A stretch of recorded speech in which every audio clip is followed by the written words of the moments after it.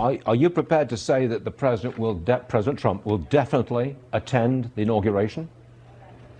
Again, that's many steps away here. We're talking January, and President Trump believes he will be President Trump, have a second term, and litigation is the first step, many steps away from that. It would look pretty bad if he did not attend the inauguration. It would look like sour grapes, wouldn't it?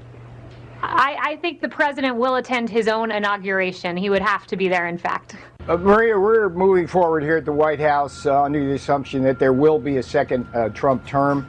I think it's really important, before people's heads explode here, to understand that what we seek here is verifiable ballots, certifiable ballots, and an investigation into what are growing numbers of allegations of fraud under signed affidavits by witnesses. And my own view, looking at this election, we have what appears in some sense to be an immaculate deception.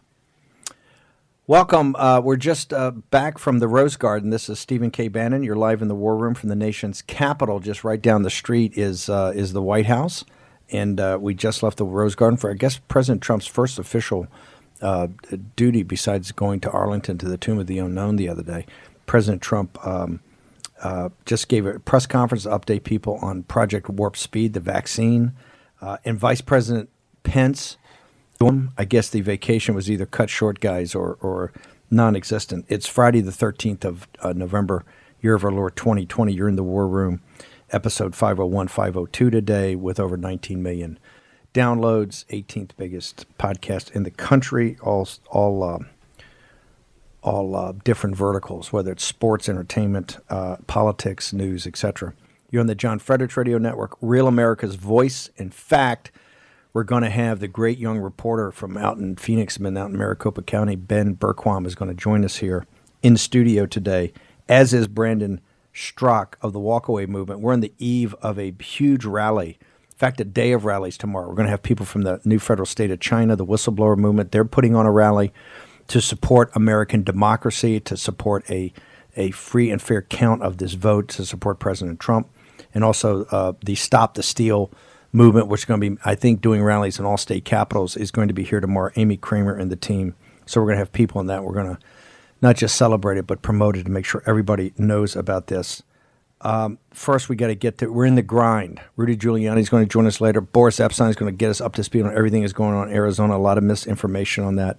We're going to be talking about Georgia, Michigan, all of it, Pennsylvania. But I want to start with Dave Kallman from the Great Lakes Justice Center, was in court today. It's a headline. You finally made the headlines, Dave. It's a headline everywhere. Daily Mail, Drudge, everywhere. So what happened? What happened today in court? You kind of predicted this. You didn't think this judge would look kindly on this or shut this process down, that you've got to go to an appellate court, maybe to the state Supreme Court. But walk us through what went on in the courtroom today and what was the judgment. Well, Judge Kenney issued his opinion and order today shortly after noon, where he issued his decision. And what he ruled is that our request for injunctive relief to stop the certification of the election results and to order an audit, he denied it all. And he basically said he believed the affidavits, a couple of affidavits of people who had been produced by the defendants, including one of our former election directors. And they had general affidavits talking about the process and that sort of thing. And he said he did not believe the affidavits of our clients, which I find very interesting, especially since the affidavits of the defendants did not directly refute things like Zach Larson and Jesse Jacob and the things that they observed and saw. And there are quite a few factual errors in the judge's opinion. So it's our intent, Steve, right now is we're going to be working here diligently to get an emergency appeal in and ask the Court of Appeals to grant the relief that we've requested. So that's where we're at right now. There were a number of things. For example, the judge made a big point in his opinion 3 different times about how the poll challengers that were the witnesses for our affidavits did not attend a walkthrough meeting about 3 or 4 days before the election. And that if they had done so, then that might have allayed any fears or any reasons they thought something untoward was happening. But the only problem was, so he says they did not attend that meeting, and so that was part of the problem, and that's why he ruled against us. But the only problem with that is that's half the story. The other half of the story is our witnesses were never told about the meeting. So how in the world are you supposed to attend a meeting and a walkthrough when you're not told about it? And then he holds it against our clients. That's just silly. But hang on. In holding it against your clients, I think the implication, or at least the implication I think the media is taking, is that your clients don't really understand how elections work, and if they'd gone to the workshop, they would understand that. And if they were had more seasoned, and this obviously you have people that are quite expertise in this. What is it about what he was implying? What is it about how an election day and election night works that goes counter to the understanding as your clients filled out in these affidavits? Well, to begin with, all of these affidavits and the people who gave the affidavits were trained. That's what is being lost here also. They were certified poll challengers. They went to the training. So they knew what they were doing. And let me just give you another example, Steve. The judge made a big deal out of the fact that these computer monitors were on the tables, and they were big monitors, and you could see the names scrolling on these monitors. And so therefore, the challengers could see the ballots as they were being processed. But again, it's only half the story. And it shows maybe a lack of understanding of the process on the court's part. Because what good does it do for you to just see a list of names scrolling on a screen with nothing else? Part of the duties of a poll challenger is to be right there at the table, observing the ballots as they're being opened. You can see the name on the ballot, the physical ballot, and then compare that to the names that are showing up on the computer. Well, Mr. Larson and all the others were being barred from doing that. They weren't being allowed to see the names on the ballots. So what good does it do you to be able to look at a monitor that's scrolling a bunch of names that you can't verify that those are the ballots that are actually in front of the worker? It's ridiculous. You've got a big ask. I mean, you're asking for injunctive relief, but essentially you're asking to fully stop the certification process. And we do have a ticking clock. That's what we say this, and I think it's 23rd or 24th of November in Michigan. But you've got obviously the selection of the electors. You've got the safe harbor on the 8th. You've got the electoral college on the 14th. And if these targets aren't met or close to those dates, and the 14th being in the sand, statutory has to be, things go awry. So, and he realizes that this may, you may end up not certifying the vote of the people of Michigan because you can't get in back of and understand what ballots are fair, what ballots are legitimate, what ballots have a chain of title. But so if you had gotten, let's say you had gotten injunctive relief today for our audience and stopped the certification, the next phase, like when you're in appellate court, you're arguing, what are you trying to accomplish if they give you this? What is your real ask? The real ask is to have the audit of the results, and the independent auditor could be appointed, and it could be done fairly quickly. Steve, let me turn that question around. See, and this was asked of me by the judge at the hearing on Wednesday. And here's the other side. So what you're really saying by that argument is that, well, we've got deadlines, and so we just kind of got to push this through and get her done. Well, then, so if fraud occurred, and if our witnesses who have stated they've seen all this fraud going on are correct, well, hey, it's just too bad. We just don't have enough time to really get into this and to find out what was going on, so we just have to approve all of these fraudulent ballots. Well, that's a silly argument. I mean, if there's fraud, there's fraud. Right. And things need to happen in order to have it checked out. I was kind of giving you the Biden's camp's, fairly weak argument at the other day. But I want to go, Greg, read what was in there. I want Greg Manns, our war room operator, to read what the judge. You have it up there, what the judge actually said today in his ruling? Yep.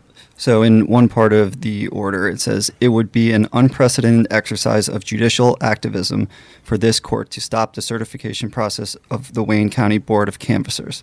The court cannot defy a legislatively crafted process, substitute its judgment for that of the legislature. Has the courts now got old time? Now the courts, they're going to have old time religion that they don't want to do anything. These are activist judges, but now they got old time religion. They don't want to get involved in anything in the legislative process because they realize how the U.S. Supreme Court's going to rule on this. Yeah, I mean, it's interesting to take that position now, but again, it begs the question, which the real question is, did fraud occur? And if it did, there has to be some remedy for that, and the remedy is in our Constitution, which says an audit should happen. And that's all we're saying, is that we presented enough evidence to do that. And, let me give you another example, Steve. The judge claims that Jesse Jacob, in her affidavit, that she had seen, and he even calls them very serious allegations of fraud and things that she had seen even prior to the date of the election. And he says, well, but she never really complained to anybody and didn't file a formal complaint prior to the election. That's just flat out not true. I mean, she did complain to her supervisors, and she was told to mind her own business, and she was actually removed from her position there counting ballots and was moved to a different location. So again, that's just not accurate, what the judge is saying in this opinion. Let's go through, and we would love for you to stay over if we go through to the end of this and come back after the break. But go through. You said the judge, in your belief is the judge made a number of factual errors or mistakes, and that's what you and your team are working on tonight to get ready for an appellate to go to an appellate court. What would you highlight as the 2 or 3 biggest mistakes you think the judge made? Well, again, I think I've mentioned 3 of them already. I think another one is he makes a big point of the fact that apparently some other people caused a disturbance or they were upset with what they were seeing. Because remember, the Republican poll challengers were being barred from doing their job.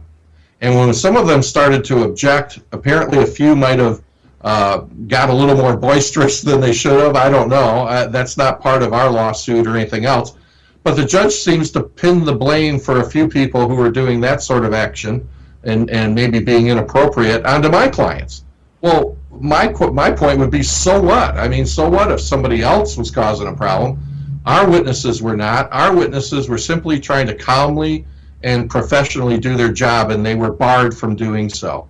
So it's things like that. And then, the judge, here's another one. The judge makes the point that, well, no formal challenges were actually filed. Well, Mr. Larson makes it clear in his affidavit that he was prepared to do that. And remember, he left the room to confer with some other attorneys and do a couple things, and then tried to get back in so he could file his challenges.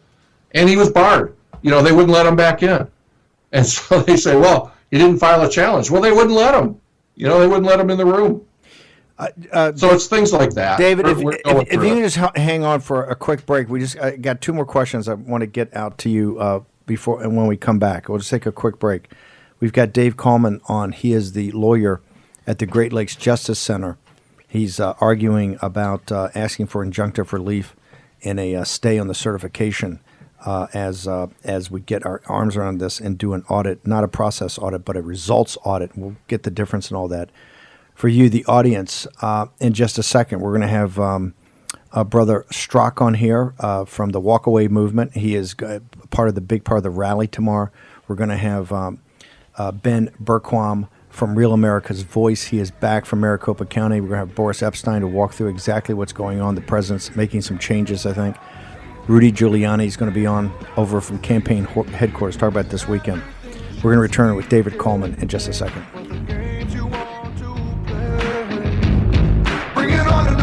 To the end, just watch and see it's us.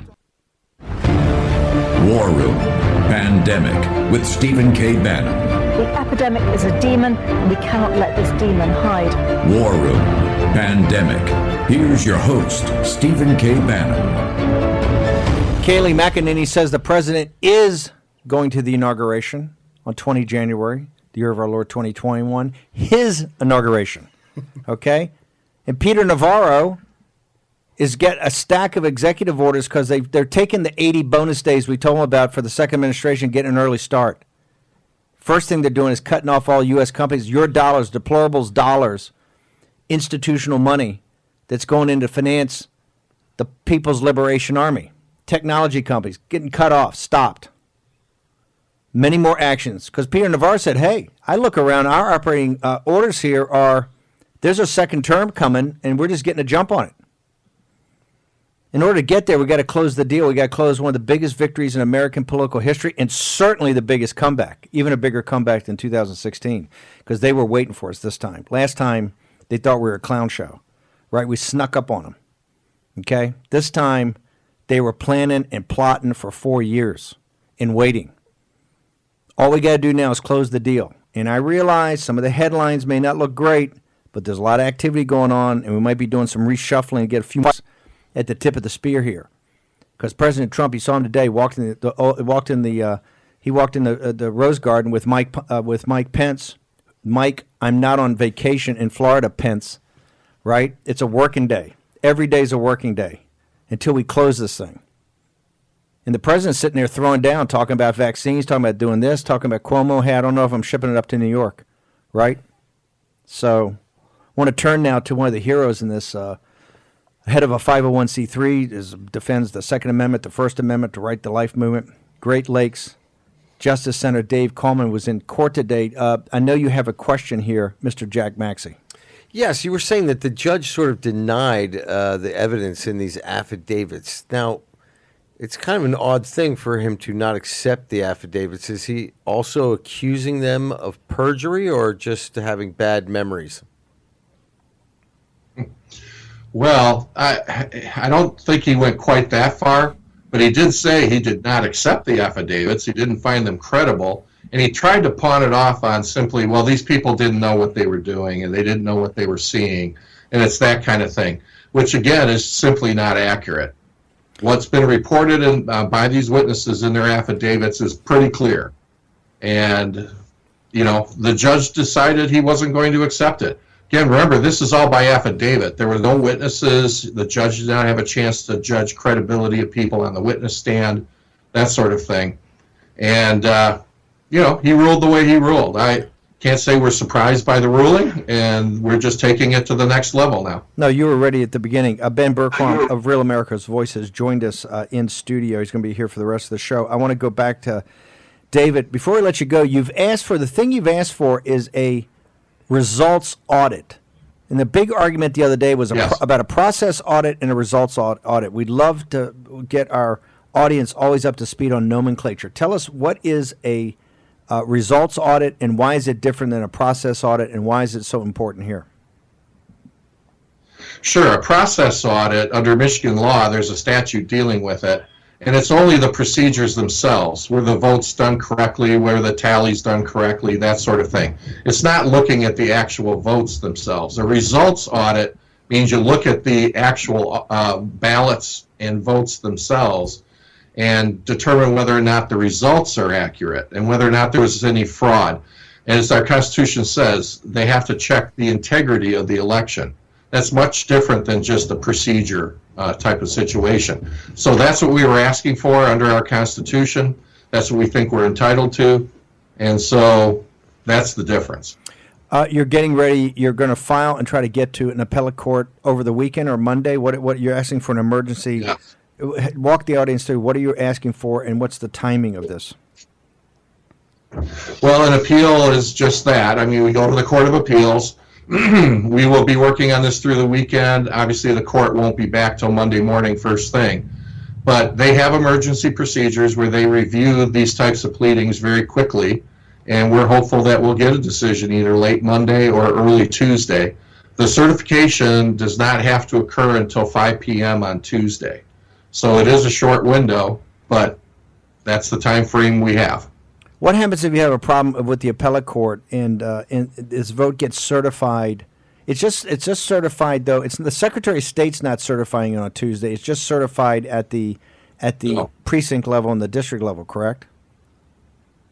Correct. Okay. And so then if the Court of Appeals rules against us, we'll go to the Supreme Court, because the final certification will not have happened at that point. And also, people need to remember, we had other grounds in our complaint, quo warranto for fraud in an election, things like that, which were not ruled on in this decision, and we will be pushing the court to have that proceed. So this is not over yet by a long shot. David Kallman, how do people? Did you finally get your Parler account up? What's your social media? I'll say that our website has not seen this kind of traffic at all. So we had to switch servers. Our system crashed, and it's not used to this level of traffic. But we've got it back. It's been working fine now for about the last 3 days. So people can go there, GreatLakesJC.org, see the complaint, see the affidavits, see everything there. Let me make one last point, Steve.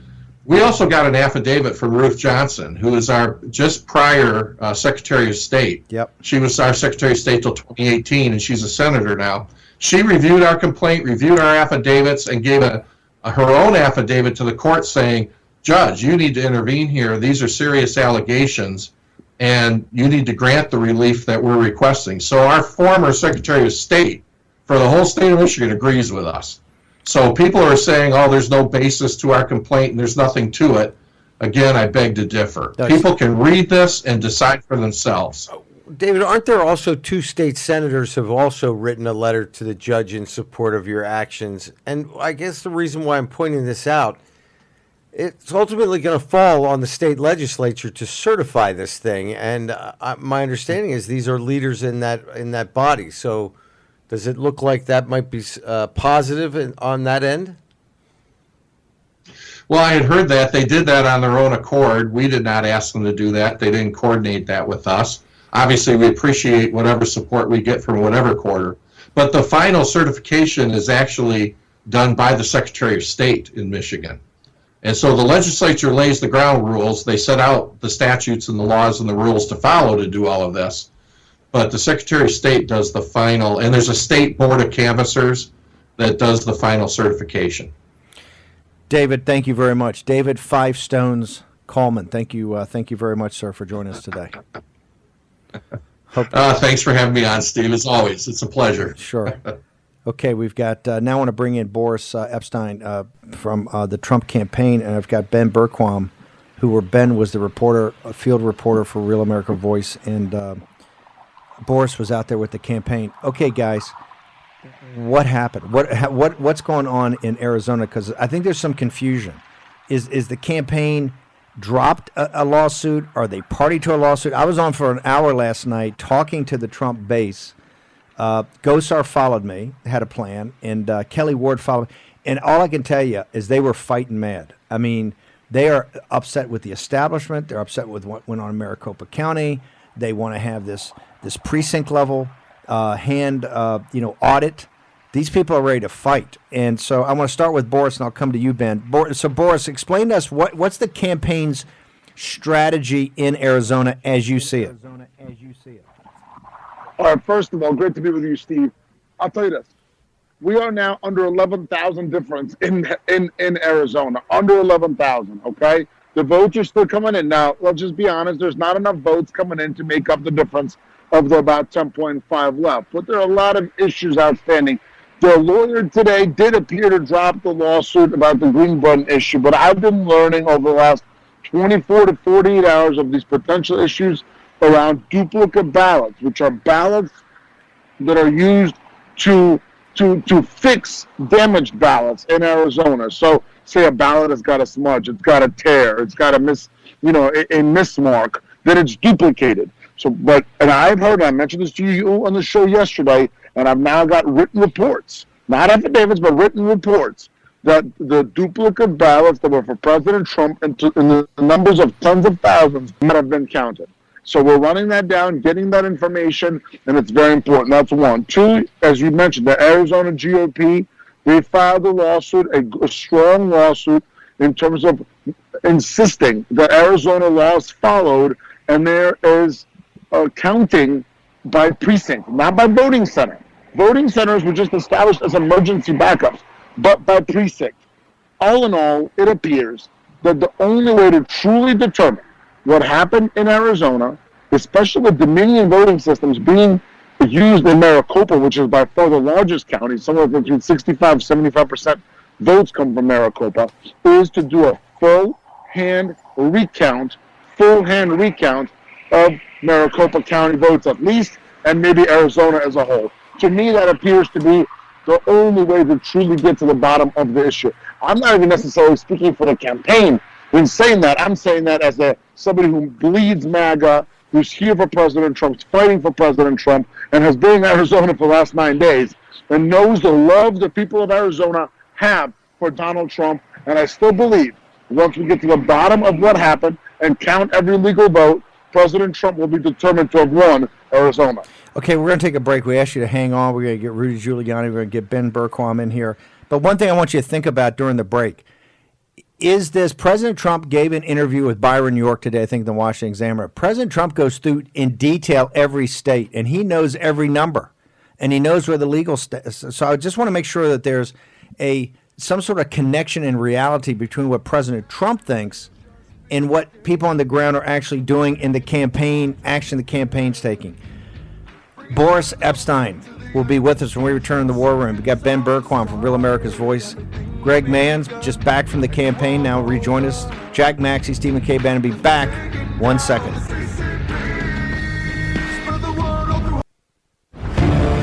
War Room Pandemic with Stephen K. Bannon. The epidemic is a demon, and we cannot let this demon hide. War Room Pandemic. Here's your host, Stephen K. Bannon. Okay, I want to go right back to Boris Epshteyn. He's under time pressure, as are we. So, Boris, the bid and the ask on the president gives a detailed interview with Byron York, walks through every state. He knows every number. He knows where all the legal is, and then things kind of change on him. He has made the assertion he's going to win in Arizona. The people last night I was on the phone with on this conference call, Zoom call, whatever it was, they believe they're going to win in Arizona. They're not going to back off an inch. Does the campaign realize that, and the lawyers in the campaign realize that, or is everybody coordinated here and thinking in the same mode? Because when you see you pulling out of some lawsuits and maybe going to be in others, people start getting confused. Well, listen, the lawsuit they pulled out of, frankly, the numbers just ended up not being there. But here's what I will tell you in terms of what I know and in terms of what the fighters on the campaign know. Once we get to the bottom of these issues that I laid out, once we know what happened with the duplicate ballots in Arizona, were Trump duplicate ballots not counted? Once we figure out whether, as Kelly Ward said to you and others in the Arizona GOP have said to me, whether Arizona's broken its own law by not having a precinct hand count. Once we get to the bottom of those issues and all the numbers are counted, there's still about 9,000 votes left to go. Now, the president's already down about 10.5 based on the count we know now. So you can't close the gap based on those numbers. But between the duplicate ballot issue, the precinct counting issue, and then, of course, as we know, Dominion voting systems running the election in Maricopa, all these things have to be figured out. We've got to be determined that they had a free and fair election in Arizona. And once we get all the information, I continue to be confident that President Trump will win Arizona. Boris Epshteyn, thank you very much. Look forward to having you on the show over the weekend. I know you got to run. We'll get his Twitter and Parler up later. Thank you, sir. Absolutely. Now I want to turn to we've got America's Mayor Rudy Giuliani. I know he's pressed for time also. Mayor, our audience just threw your strategy. We understand you're the president's lawyer. You're the guy he depends upon. You're his consigliere. You're particularly a wartime consigliere. Right. So what are you telling the president, and where do we stand as we go into this weekend when we've taken a few incoming over the last couple of days? Yeah, well, I think that's going to stop. First of all, we're going to get ready for our hearing in Pennsylvania on Tuesday. We can present our witnesses finally. That will show that we have numerous witnesses to fraud. Where we can show that about 600,000 ballots in Pennsylvania, mail-in ballots, were never inspected as the law requires, and therefore are null and void. We can also show individual acts and backdating absentee ballots to make them look like they came in by the 3rd, when in fact they came in on the 4th and the 5th. And we basically have to make up 50,000 votes, and we're well within that margin in Pennsylvania. In Michigan, we're at about 250,000 illegal votes. Again, the same way. They didn't allow Republicans to inspect. But we have one really egregious one, which is 100,000 votes that were brought in at 4:30 in the morning. They were brought in paper bags and in cardboard boxes. We have 3 witnesses to that, and all those votes were provided. Then, during the regular processing, Republicans were excluded. If you add those 2 things together, and Michigan's inspection rule is extremely strict. I think there's a criminal penalty to prevent it. We've got a really good chance in Michigan of having those votes discounted. And if you have those votes discounted, he wins the state by probably the 100,000 he actually won it by. And then we're going to bring suit. I think you already spoke to Kelly. I think the situation in Arizona is one in which it was very close. So you don't need anywhere the number of irregularities you have at the bigger states. But there are certainly enough so that we can bring suit there for fraud. You know we can bring suit in Nevada. But there are plenty of situations in Nevada where votes were calculated incorrectly, false votes were put in. I mean, in Las Vegas, that happens regularly. It's not an unusual practice. And then we have to look at Wisconsin. That's the one I haven't taken as good a look at, but we will. So that'll leave us with pretty much a pattern around the country where the Democrats basically had a strategy with these mail ballots of excluding Republicans from examining them, and they only did it in the big cities where they have a corrupt machine and they have complete control over the courts. They didn't do it everywhere. They picked their spots, but they picked them very, very well. Mayor, last question. I know you got to bounce, so we've got an organized effort now, a strategy. You're going forward. Stepien has done a tremendous job in the campaign. Jason Miller's a great comms guy.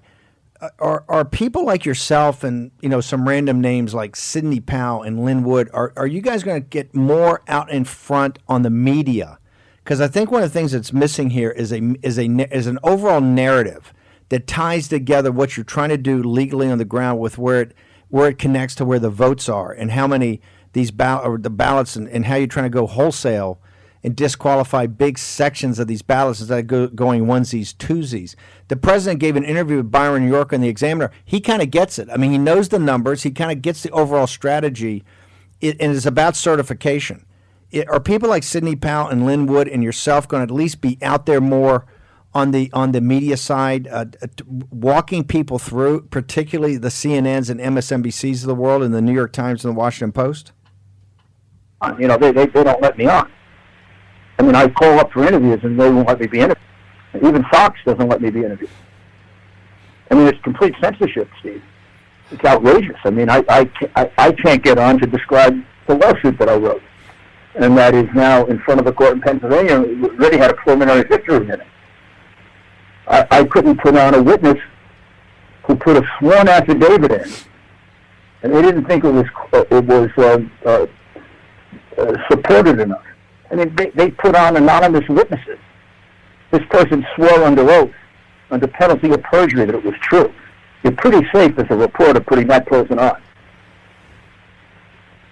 So the games that are going on, I mean, it isn't a game. It's a disgusting censorship, very similar to what was going on with the Biden hard drive that revealed all those millions of dollars that disgustingly the Bidens got from China. So if they're limiting, and I'll let you go if they're limiting not just your access but other people's access to explain this, how do you expect or how do you anticipate? Look, for alternative media, you guys have flooded the zone, and I think everybody in the Trump base understands what's happening, at least some modicum of it.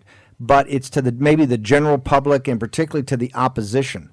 So how do you anticipate either the president or yourself, basically breaking through?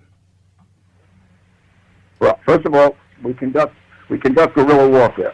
We go on all of the network stations, local radio stations got to listen to us. That gets us to a lot of the population. We got to use the president because, they even cut him off, but not nearly as much. And then we look for as many opportunities as we can to get on, the major stations. But we have to do it using social media, using the network of let's call it big network major media operations that cut you off, NBC, CBS, ABC. You got it. If you were to say this there, they basically want you to lose your job, never be employed again, and probably had your family taken away from you. I mean, one of the lawyers in the case had to drop out because his law firm was going to fire him because they got pressure from their clients. And what's that all about? I mean, that's not America. Everybody's entitled to lawyers. I mean, this is what they tried to do to John Adams, back when he defended the British troops. All right, the Boston Tea Party, or the Boston Massacre. Okay, Mayor, I know you've got to go. We look forward to having you on over the weekend. I know you're working 24/7, and you're going to be the tip of the spear of this, so God bless. Steve. Okay, take care. Bye-bye. So, I mean, here's the reality. It's obviously information. It's information warfare. It's a psyop, but you got to punch through somehow. Quite frankly, and CNN cuts away as soon as the president gets rolling on the vaccine, but I think you're going to have what we call forcing functions. You're going to have to do something to make them listen. It's like on the campaign when I first took over, and Jared and I talked about we sent the president to Mexico because they were hammering. This is in 2016. They're hammering him. But if you're going to go down and visit the president of Mexico, they just got to shut up and listen to it, right? And that's what happened. He got a whole day of, down there with the president of Mexico. It's a forcing function. You're going to have to do some forcing functions here, and you're going to have to mix it up. And maybe you have to go in the Rose Garden with the president and the legal team next to him and lay it out and force them. Hey, if they don't want to cover the president of the United States, other people will, right? But I think you're going to have to do some forcing functions to do this because these hearings next week, you're having an appellate court hearing in the state with Michigan. You're going to have the west round, really, of the federal court in the Western District of Pennsylvania. You're going to be in federal court in Michigan. You're filing in Georgia and Nevada, I think, either tonight or over the weekend. So next week is kind of game day. You got these certifications coming up, right? These certifications coming up at the local level. But once you start building momentum there, right? It leads to these certifications and every state's different. Some have the legislatures involved. Others just the Secretary of State. And there's so many questions that have been answered. I know we're going to get up in a second or sometime. You've got letters from Democrats questioning the Dominion thing. And the more you go into this Dominion thing, the more you have discovery on it. It stinks to high heaven. The only thing that doesn't stink in the whole Dominion thing is the folks in Texas that literally did due diligence and destroyed them. But you look in Georgia and you find out that the chief of staff, who happens to be a lobbyist and represents these guys, how greasy is it down in Georgia, where a former chief of staff of Kemp, who, by the way, used to be a Secretary of State, right, and into this whole business. Now we got this company, and people are saying, well, it's the servers are in Germany, the votes are counted here. We don't know, and you can't just put up what's on the internet. You got to do due diligence, but it's this thing's to high heaven. I want to go back at about a minute and a half here in Arizona. Right? Why should people feel good about where the president stands in Arizona right now? Well, I think you said it. It's about momentum, and Arizona and all these states that we're fighting in right now. It's about people understanding. This is what I heard over and over and over and over again. People just don't trust the process anymore, and so we may not get the numbers. Obviously, where there's 11,000 plus votes to count. President Trump's down by 10,800 or 10,900, so it's not going to come from there. But the bottom line is, with all of the potential fraud, all of the potential allegations, everything that we're seeing across the country, I think we've just gotten to a place where finally people aren't buying the BS. I mean, just think about the fact that the only reason we don't have widespread voter fraud is because we never investigated. This is what happens every single time. We have people like Rudy Giuliani come out, they start asking the questions, mainstream media shuts them down. Says, that doesn't exist. You're a tinfoil hat wearer. Move on. Let's move on. Let's move on. This fraud exists all over the country if we're willing to go and investigate. So bottom line is you have to keep the pedal down from here on out. And you have to have a cohesive message. And that's what I heard from the voters in Arizona. They're not going to stop until it's proven right, until we see what's actually happening. And the enemies, the liars within, are exposed. They're not going to buy right now the pablum that's being shoved to them out in Arizona, right? They're going to want to see a full audit. They're going to want to see exactly what Dominion Systems is doing in Maricopa County, the entire thing, right? They want to see They want to see the receipts. They want to get in the details. Yes. They're not buying what they're selling them. Short break. We're going to go to Tarrant County in Texas, talk to the sheriff down there about Stop the Steal. Big weekend. Tomorrow, big rally. War Room Pandemic with Stephen K. Bannon. The epidemic is a demon, and we cannot let this demon hide. War Room Pandemic. Here's your host, Stephen K. Bannon. Okay, we got breaking news out of Pennsylvania from Greg Mans. What do you got for us, Greg? Yep, so coming out of Delaware County, there is missing data, and Delaware County is one of the suburban collar counties in the area. So some of this missing data that poll workers from the minority are being requested to return back to the headquarters in Delaware County include missing yellowed numbered list of voters, incorrect numbers in the yellow book, which are numbers that do not match the scanner tabulation, missing ballot reconciliation forms, and this impacts the chain of custody, missing information on the close of an election night, and their missing return sheet. You do this a lot in Pennsylvania? Isn't it a little odd that we're 9 days after this, and I get an email out to the folks to say, "Hey, you got to come back. We don't have this stuff. We can't put our hands on it." Yeah, and Delaware County is not a small county. No, nope. It's highly populated, just outside. But the key in all of this is Delaware County has been a Republican stronghold for years, but recently the courthouse did flip, so now Democrats do control that county.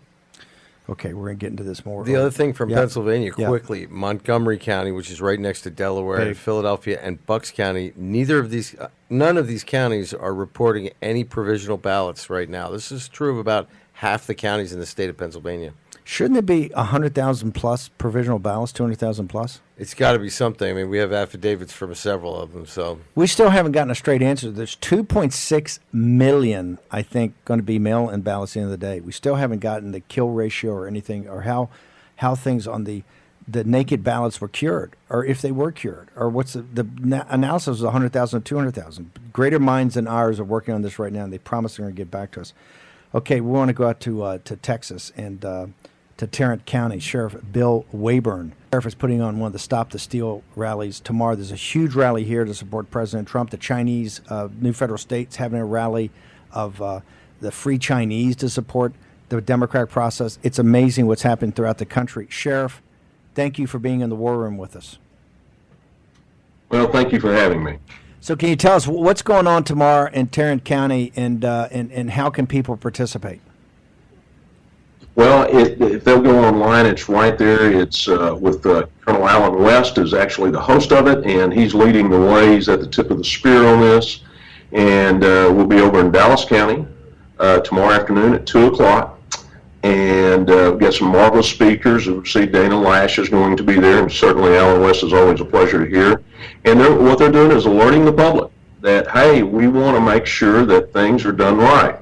And I think the greatest challenge is for everybody to come alongside and let's turn over all the rocks and make sure this is a legitimate and good election. And if we don't, we'll have a seriously divided country. So it's just a rule of law thing for me. Sheriff, you've got some great speakers in Dana and Colonel West who have been with the Tea Party movement for over a decade. You guys down in Texas are pretty well sorted. And in Florida, pretty well sorted. How do people in Texas right now look at what's going on in places like Pennsylvania, places like Michigan, places even like Georgia, southern state like Georgia? What are folks down there saying when they look at this chaos? Well, I think that folks down here are talking about the thing drive through McDonald's and hand them a card and go on their way in just a minute, and we can't even manage to vote. Number one, and number two is these voting centers and county election officers, they have one job, and here we are with a mess on our hands, and they don't understand the chaos. Would you, as you see President Trump, he's getting a lot of grief from the mainstream media, but he's given every signal today in this interview he gave with Byron York, other people he's talking to. We just had Rudy on, Rudy's over at campaign headquarters. The President Trump saying, hey, I won. And we're going to close on that victory. How is it perceived down in Texas right now? I think people are very, very hopeful that the president is absolutely correct. The circles I travel in, they believe that something has gone on that shouldn't have gone on up there, and they want to see it corrected. They want to make sure that the right thing is done. They want to make sure that the election is correct.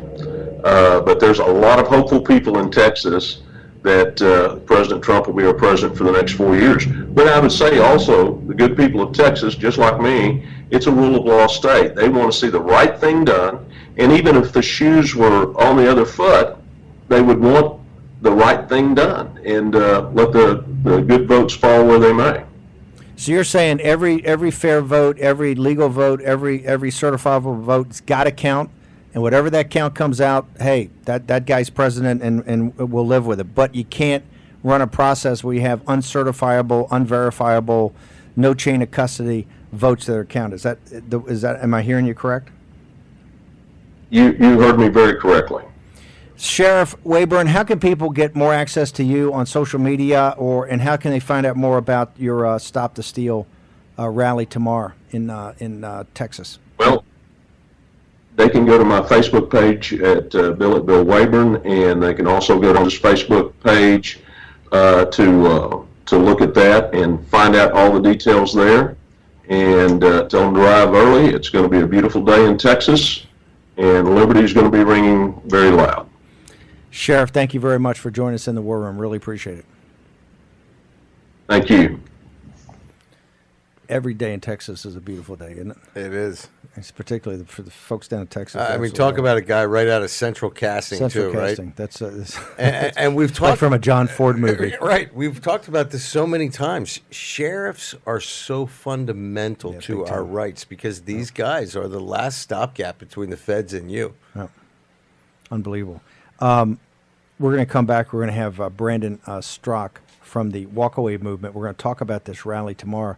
My understanding, you think this rally is connecting with people, and we're going to have a good turnout. Yeah, absolutely. Half the plane I was on coming from Phoenix was Trump hats and people coming out. I mean, they're fed up. I think a lot of people were shocked by the election. I think it kind of surprised them. It snuck up on them. And to have that, and then I think most people on the Trump side thought it was done. President Trump was going to be the president, and there was nothing even though they knew the fraud was coming, they felt like they could outvote the fraud. And so I think there's just a sense in America, we're not ready to quit. We're not ready to stop fighting. And really, I hope it's just getting started. I mean, people need to understand that. Either way, it was just getting started. The fight that we're in, this is 50 years of fight, and it's just getting started. Ben Bergquam's going to be our co-host for the second hour. We're going to get Brandon Strzok in here. We've got a lot to cover in the next hour. We're going to take a short commercial break. Hour 2 about to begin on War Room Pandemic.